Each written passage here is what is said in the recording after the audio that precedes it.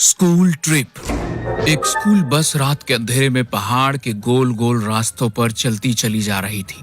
उस बस में 3 टीचर और करीब 40 बच्चे थे।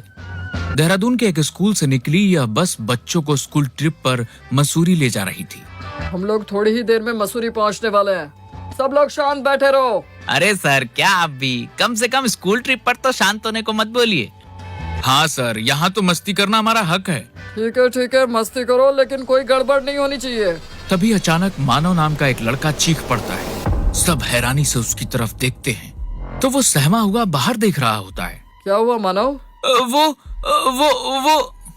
क्या वो चुड़ैल। उसके मुंह से चुड़ैल सुनकर सब डर जाते हैं और बाहर देखने लगते हैं। सबके दिल की धड़कनें बढ़ने लगी थी। पर तभी अचानक मानव हंसने लगता है और कहता है, आप लोगों को डराना कितना आसान है। What the hell, मानव, ये क्या बदतमीजी है?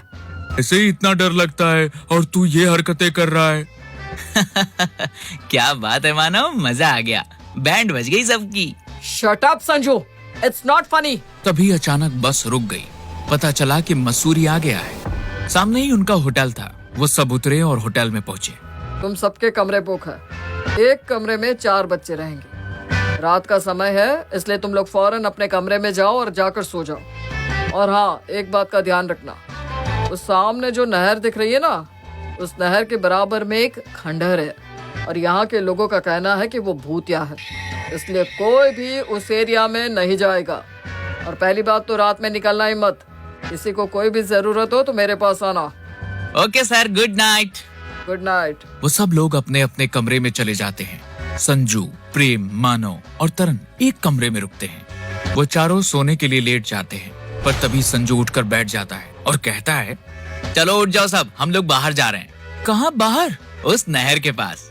और ये कोई नहीं कहेगा कि सर ने मना किया है। सर तो मना करेंगे ही, यही उनका काम है। पर अगर हमने मजे नहीं किए तो हमारी ये स्कूल ट्रिप बेकार हो जाएगी। हाँ तो चल, मैं तो बिल्कुल तैयार हूँ। अरे तुम लोग पागल हो गए हो क्या? इतनी रात पे निकलना वैसे ही खतरे से खाली नहीं है और ऊपर से तुम लोगों को उस भूतिया खंडहर के पास जाना है।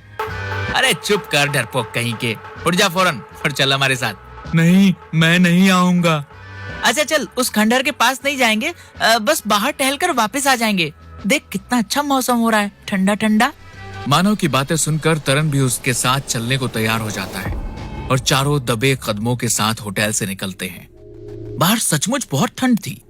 वो लोग कपकपाते हुए आगे बढ़ने लगते हैं। दूर कहीं किसी भेड़िए के बोलने की आवाज आ रही थी जो रात में बहुत ही डरावनी सी लग रही थी। तरन को बहुत डर लग रहा था और वह उन सब से वापस चलने को कह रहा था। पर जब वह लोग उसे आगे लेते चले गए और आखिर वह उस नहर के पास पहुंच गए जिसके बराबर में वह खंडहर था। मैंने तुम लोगों को मना किया था, पर तुम फिर भी मुझे यहाँ लेकर आ गए। चलो अब फौरन यहाँ से वापस चलो। अरे ये भूत वूत सब कहने की बातें हैं, असल में ऐसा कुछ नहीं होता है। देख, एक नॉर्मल घर है ये। हाँ और क्या, चलो अंदर चलते हैं। तुम लोग पागल हो, वापस चलो फौरन, वरना हम लोग मारे जाएंगे।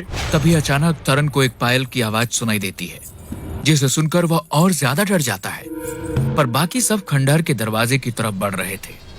प्रेम आगे बढ़कर उसका दरवाजा खोलता है तो अचानक चमगादड़ों का एक झुंड उड़ता हुआ निकलता है जिससे वो सब जमीन पर गिर पड़ते हैं।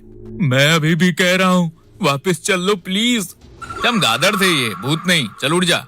वो चारों खंडहर के अंदर पहुंचते हैं तो अंदर उन्हें गर्मी का एहसास होता है। उन्हें बड़ा अजीब लगता है, लेकिन वो आगे बढ़ते जाते हैं। एक बार फिर से पायल की आवाज आती है और इस बार आवाज सबको सुनाई देती है। सुना, फिर से ये पायल की आवाज आ रही है।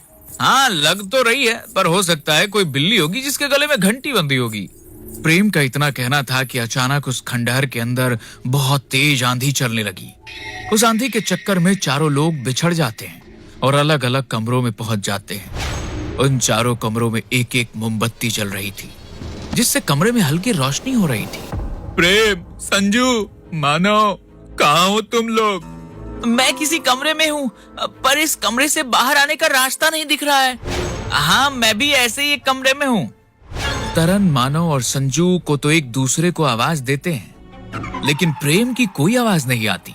वो तीनों मिलकर प्रेम को आवाज लगाते हैं, पर प्रेम का कुछ अता पता नहीं चलता। प्रेम इसलिए नहीं बोल पा रहा था क्योंकि जिस कमरे में वो था वहां उसके सामने चुड़ैल खड़ी हुई थी। चुड़ैल दिखने में इतनी खतरनाक थी कि उसे देखकर प्रेम की आवाज ही बंद हो चुकी थी। उस चुड़ैल के बाल जमीन को छू रहे थे। उसकी आंखें बिल्कुल काली थी जिनसे खून निकल रहा था और उसके हाथों के नाखून लगातार बड़े होते जा रहे थे। चुड़ैल, मुझे छोड़ दो।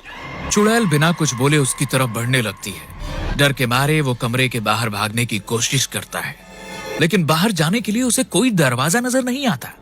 वो बुरी तरह से दीवारों पर हाथ मारता है कि शायद कहीं पर कोई दरवाजा मिल जाए, पर बचने की कहीं कोई उम्मीद नहीं थी। वो चुड़ैल उसके करीब आती जा रही थी और आखिरकार वो उसे मार देती है। प्रेम, प्रेम, कहाँ है तू?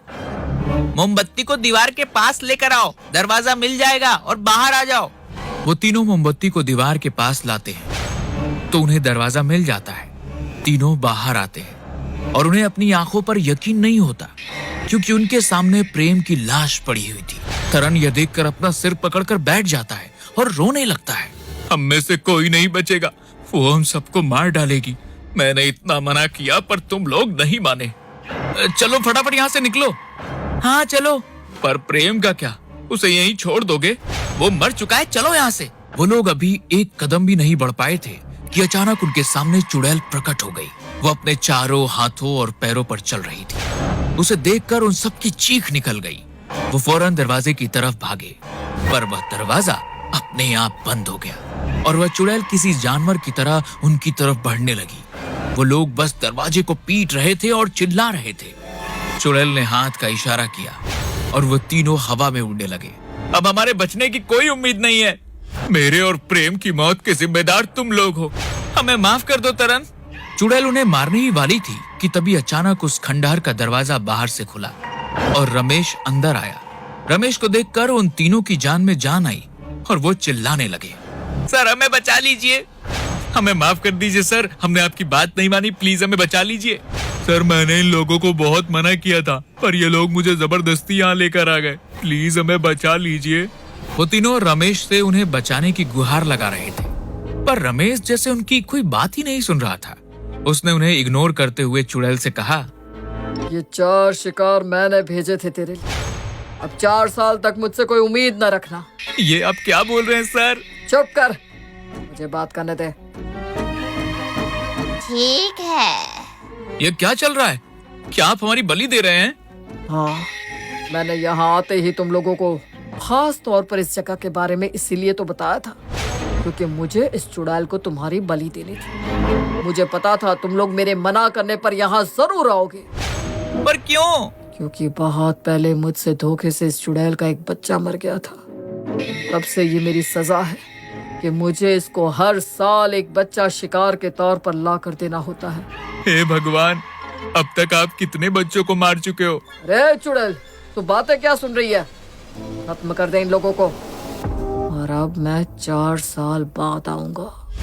रमेश का इतना कहना था कि बस वह चुड़ैल उन तीनों को बारी बारी बेरहमी से मार देती है। रमेश को उनको मरते देख कोई फर्क नहीं पड़ता।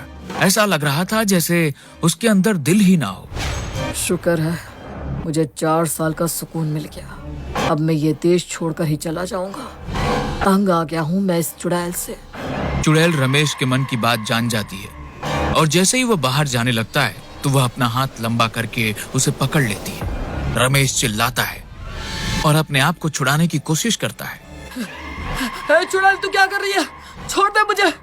मैंने आज तक तुझे कितने शिकार ला कर दिए हैं और तू मेरे साथ ये सलूक कर रही है। छोड़ दे मुझे चुड़ैल। पर चुड़ैल उसकी कोई बात नहीं सुनती और उसकी गर्दन धड़ से अलग कर देती है। अगले दिन उन 5 की लाश पास की नहर में तैरती मिलती है जिससे पूरा मसूरी शहर सहम जाता है।